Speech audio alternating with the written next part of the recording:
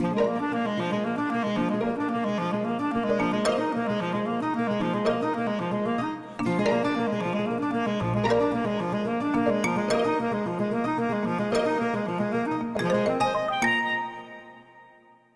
thank you for joining us on Chambers Conversations. The US investment picture into Ireland is still looking very strong, but in the context of European political and global economic uncertainties, how does Ireland build and sustain its reputation, particularly in the United States? Well, I think the main thing is to show that we are actually getting to grips with our problems, that we have consolidated our fiscal problem, that we're addressing the problems in our banks, and that we're rebuilding the competitiveness. So there has to be a real story of substance, which there is in Ireland. The other issue, of course, is that we have to sell that. We have to sell it at individual company level through the IDA, which I believe is one of the most professional agencies in the world at doing that job. But we also politically must sell that message. And I think a lot of, both from the Taoiseach, the Taoiseach, and most of our ministers have been to the US and further afield to put home that message that Ireland is a comeback economy. We made mistakes, but we're rebuilding and correcting those mistakes, and that we are, I suppose, the one country in Europe that's showing its ability to deal with what is a very challenging environment.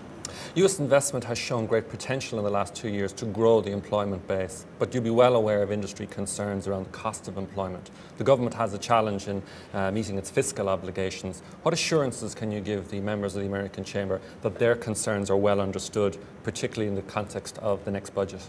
Well, I think the record speaks for itself. Michael Noonan's two budgets that he has introduced, the mini budget, if you like, and the full budget.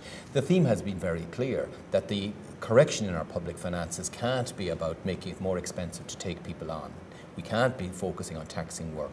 We have to make sure that our corporate tax has absolute certainty, which it has. And instead, we must broaden our base of tax to other sources of revenue, and we must correct our spending overruns and bring back spending within what we can afford. That, I think, action speaks louder than words. Last year, we did not have any increase in income tax, any increase in taxes on business, or any increase on taxes on employment. On the contrary, we actually reduced them. We reduced employers' PRSI for low paid. We improved the tax regime for many investing companies. So I think action speaks volumes in this case, and that is a key part of the government's strategy. Ireland assumes the presidency of the EU Council in January of 2013. Given your own portfolio of responsibilities, what's your ambition for the programme for the Irish government and for your own areas of responsibility? Well, my biggest ambition is one that's a government-wide ambition, that we have to have an agenda of growth in this very difficult period. It can't all be about consolidation. It has to be also an agenda of growth. And one of the key ambitions I would have is to see that negotiations on a free trade agreement with the US would be put firmly on the European agenda, and a mandate would be given to start such negotiations. It is the biggest area within the European Union where a new trade agreement could open up opportunity, and it's mutual opportunity. It's opportunity for US companies, but also opportunity for European companies. It's the oldest economic lesson in the book. There are mutual gains from trade and investment, and at this difficult time we need to exploit those gains. Very good.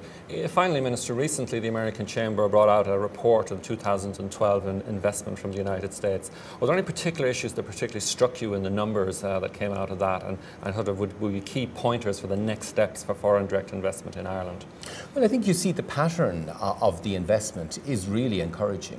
You're seeing the consolidation of some of the important clusters, medical devices, ICT, but you're also seeing the deepening of those with new investments in our R&D. You're seeing Ireland being chosen as, I suppose, the digital hub of Europe, I think, which is really important and encouraging. And we want to build on those strengths that we have created in Ireland. And the partnership that we've built with US companies, by having a lot of indigenous companies who know how to deliver quality, whether it be in constructing data centres or constructing pharma buildings and facilities.